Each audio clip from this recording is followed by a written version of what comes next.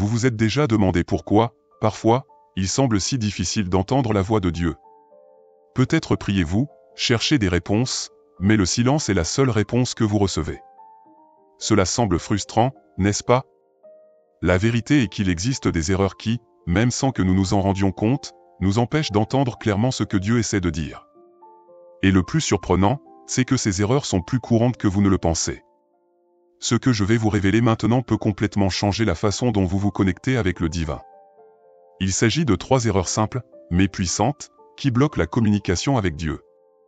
Préparez-vous, car après avoir compris cela, votre relation avec lui ne sera plus jamais la même. La foi est comme l'air que nous respirons, invisible, mais essentiel.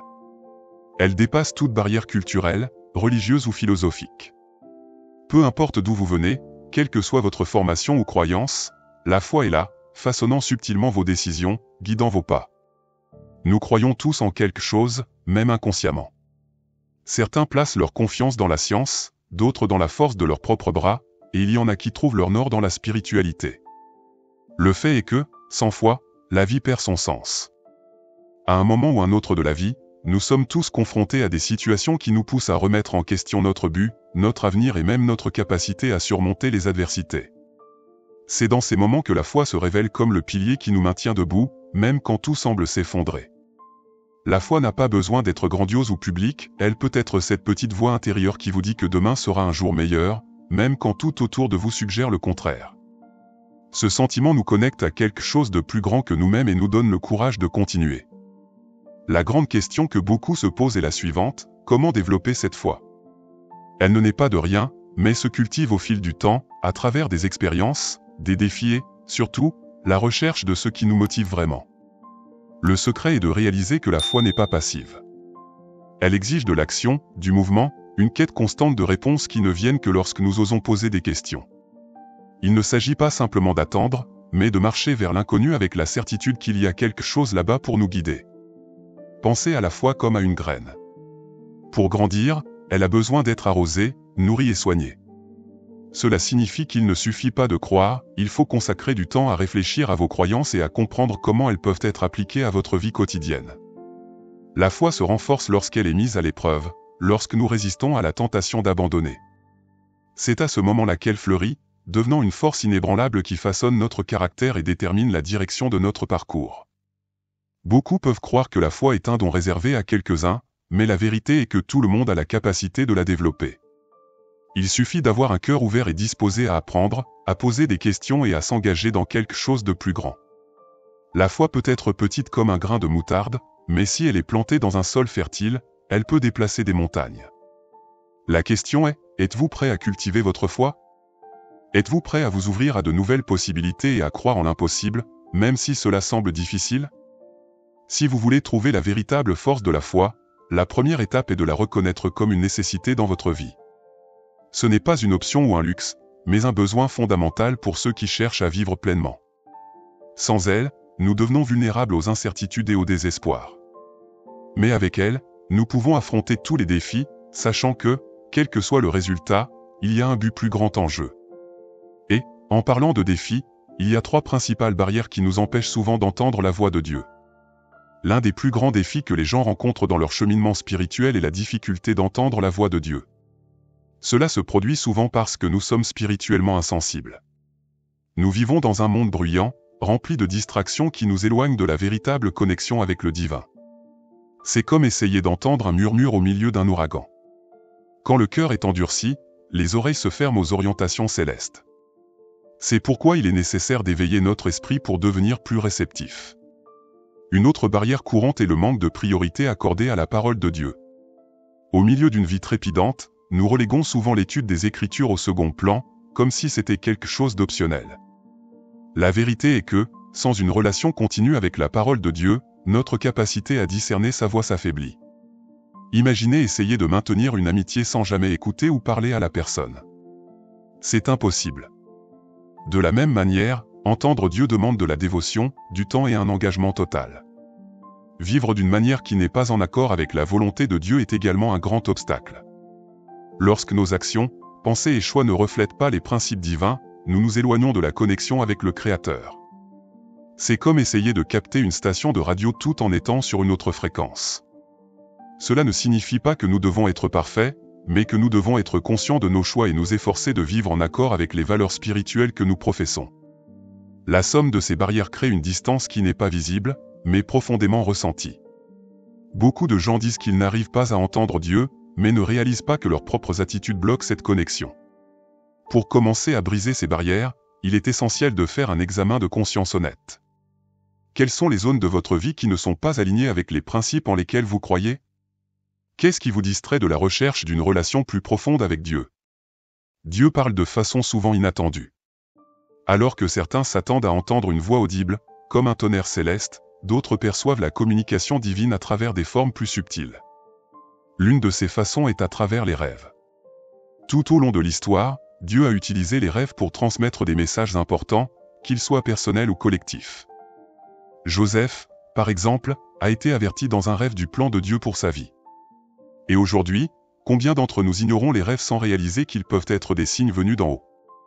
La communication par les rêves n'est plus aussi courante qu'elle l'était autrefois. Bien que Dieu puisse encore se révéler à travers les rêves, tout comme dans les temps bibliques, nous vivons à une époque où il nous appelle à marcher par la foi et non par la vue ou par des signes. Les rêves étaient un moyen pour Dieu de guider des personnes spécifiques en temps de crise ou lorsqu'un message important devait être transmis. Cependant, avec l'avènement du Saint-Esprit et de la Bible, le besoin de messages fréquents par le biais des rêves a diminué. Aujourd'hui, Dieu s'attend à ce que nous cherchions sa voix principalement à travers la lecture des Écritures et la prière, plutôt que de dépendre uniquement d'expériences surnaturelles. Outre les rêves, il y a des moments où Dieu parle à travers sa parole, la Bible. Il est courant que, pendant la lecture des Écritures, un passage attire notre attention et touche profondément notre cœur. Ces moments sont plus que de simples coïncidences, ce sont des rencontres divines. La Bible est un guide fiable, une boussole pour ceux qui souhaitent entendre la voix de Dieu de manière claire. Chaque fois que nous nous sentons perdus ou incertains, revenir aux Écritures peut nous offrir la direction dont nous avons besoin. Beaucoup de gens se demandent pourquoi Dieu ne parle pas fréquemment à travers une voix audible, comme il le faisait à l'époque des prophètes d'Israël. La vérité est que les temps et les circonstances ont changé. À l'époque des prophètes, Dieu se révélait directement à des personnes spécifiques pour guider et corriger le peuple d'Israël. Il vivait dans un contexte où les Écritures étaient encore en cours de formation, et il était nécessaire que Dieu parle de manière plus directe pour établir sa volonté. Aujourd'hui, cependant, nous avons accès à la Bible, la parole complète de Dieu, qui sert de source principale de direction. Cela ne signifie pas que Dieu ne peut pas parler audiblement, mais il nous a déjà donné les principes et les enseignements nécessaires pour vivre selon sa volonté. Bien que cela arrive rarement, certaines personnes affirment avoir entendu Dieu directement. Cependant, cette expérience ne doit pas être considérée comme le seul moyen de communication divine. Après tout, Dieu est créatif et parle de différentes manières à chaque personne, en fonction de ses besoins et de ses circonstances. La question est la suivante, prêtons-nous attention à ces voix subtiles qui nous entourent quotidiennement? Dieu se manifeste également à travers les circonstances et les personnes qui nous entourent. Combien de fois une situation inattendue nous remet-elle sur la bonne voie, ou bien une parole de quelqu'un de proche nous pousse-t-elle à une profonde réflexion? Ce sont des formes de communication divine souvent ignorées. Être attentif à ces petites interventions peut complètement changer notre perspective et nous ouvrir à de nouvelles compréhensions de la volonté de Dieu. Devenir plus sensible à la voix de Dieu exige de la pratique et de la dévotion.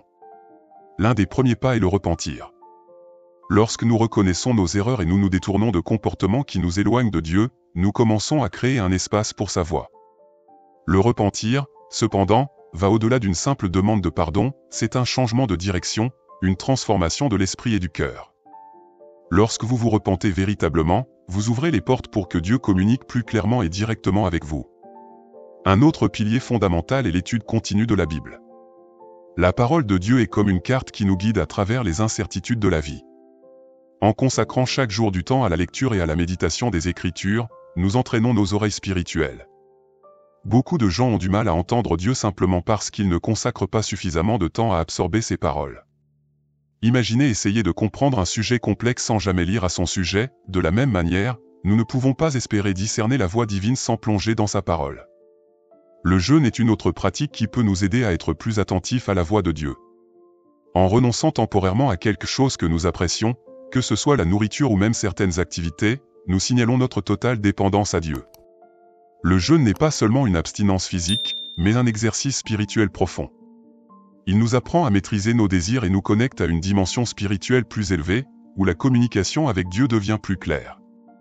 Si vous n'avez jamais essayé de jeûner, vous pouvez commencer simplement, en vous consacrant à une période de réflexion et de prière. Ces pratiques, lorsqu'elles sont appliquées ensemble, créent une harmonie spirituelle qui nous permet d'entendre Dieu à un niveau plus profond. C'est comme accorder un instrument de musique. Plus il est accordé, plus belle est la mélodie qu'il produit. De la même manière, lorsque le repentir, l'étude de la Bible et le jeûne font partie de notre vie régulière, notre connexion avec Dieu devient plus forte et plus claire. Vous pouvez commencer dès aujourd'hui, en réservant quelques minutes pour réfléchir et prier, permettant ainsi à Dieu de parler à votre cœur. Si vous cherchez à entendre Dieu plus clairement, une bonne pratique consiste à commencer votre journée par une brève lecture biblique suivie d'un moment de silence. Laissez les mots résonner en vous, puis soyez attentifs à ce que vous ressentez dans votre cœur. Au cours de la journée, prenez quelques instants pour réfléchir à ces passages et à la manière dont ils peuvent s'appliquer à vos circonstances. Le silence est souvent ce qui nous relie le plus profondément au divin. Maintenant que nous avons compris les perceptions pratiques pour affiner notre sensibilité à la voix de Dieu, explorons plus en détail comment les rêves et les Écritures peuvent être utilisés comme des outils puissants pour cette communication. Les rêves ont été, depuis les temps anciens, un moyen pour Dieu de communiquer avec les gens. Bien que tous les rêves n'aient pas une signification spirituelle, certains d'entre eux apportent des messages profonds et transformateurs. De nombreux personnages bibliques, comme Joseph et Daniel, ont reçu des orientations claires de Dieu à travers des rêves. Il est important, cependant, de prêter attention à l'interprétation de ces rêves. Le message n'est pas toujours littéral, et discerner ce qui est divin de ce qui provient de notre propre esprit peut être un véritable défi. Même si les rêves peuvent nous fournir des aperçus précieux, la Bible reste la source la plus fiable de guidance divine. Elle est la parole vivante de Dieu et, lorsque nous cherchons des réponses dans les Écritures, nous trouvons une boussole sûre pour nos décisions. La Bible nous parle de manière directe et puissante, et en l'étudiant, nous nous connectons à l'Esprit de Dieu. Souvent, en lisant un verset spécifique, nous réalisons comment il s'applique parfaitement à notre situation actuelle, apportant ainsi paix et clarté. La combinaison de rêve et de l'étude biblique crée une dynamique intéressante pour ceux qui désirent entendre Dieu. Tandis que les rêves apportent des messages énigmatiques, la Bible agit comme une ancre qui nous maintient stables. Si vous avez eu un rêve que vous croyez être d'origine divine, une bonne pratique consiste à le comparer avec ce que disent les Écritures. La parole de Dieu ne se contredit jamais, et la Bible peut vous aider à interpréter et clarifier la signification de ce que vous avez rêvé. Une autre pratique importante est de consigner vos rêves par écrit. Souvent, au réveil, nous avons tendance à oublier les détails, mais en notant ce qui a été vu ou ressenti pendant le rêve, nous pouvons revisiter ces expériences plus tard. Qui sait, à un moment futur, l'interprétation de ce rêve pourrait devenir plus claire avec l'aide des Écritures. Noter vos rêves permet également de remarquer des schémas ou des répétitions qui pourraient indiquer que Dieu essaie de vous transmettre un message de manière insistante. Bien que les rêves aient un rôle significatif, il est crucial de se rappeler que la Bible doit être le filtre à travers lequel nous interprétons ces expériences. Lorsque nous utilisons les Écritures comme guide, nous évitons de tomber dans l'erreur de suivre uniquement nos sentiments ou des interprétations erronées. Si vous désirez entendre Dieu plus clairement, commencez par consacrer du temps quotidien à la lecture de la Bible. De cette façon, vous vous familiariserez avec la manière dont Dieu parle et commencerez à discerner sa voix avec plus de précision, que ce soit dans les rêves ou dans d'autres circonstances. Maintenant que vous connaissez les 3 erreurs qui vous empêchent d'entendre la voix de Dieu, que ferez-vous de cette information? Allez-vous continuer à vivre comme avant, ou allez-vous prendre une décision aujourd'hui pour changer votre vie spirituelle? Peut-être avez-vous besoin de réfléchir plus profondément sur les domaines où vous échouez et de chercher activement la présence de Dieu. Quels pas pratiques pouvez-vous entreprendre dès maintenant pour briser ces blocages? Le repentir? Une étude plus approfondie de la Bible? Le jeûne? Réfléchissez et commencez à agir. Dieu veut vous parler, mais êtes-vous prêt à l'écouter? Et si vous souhaitez continuer à apprendre comment renforcer votre foi et vous rapprocher de Dieu, n'oubliez pas de liker cette vidéo, de vous abonner à la chaîne et d'activer les notifications. Ainsi, vous serez le premier à recevoir plus d'enseignements qui vous aideront dans cette quête spirituelle. Que Dieu vous bénisse et à la prochaine.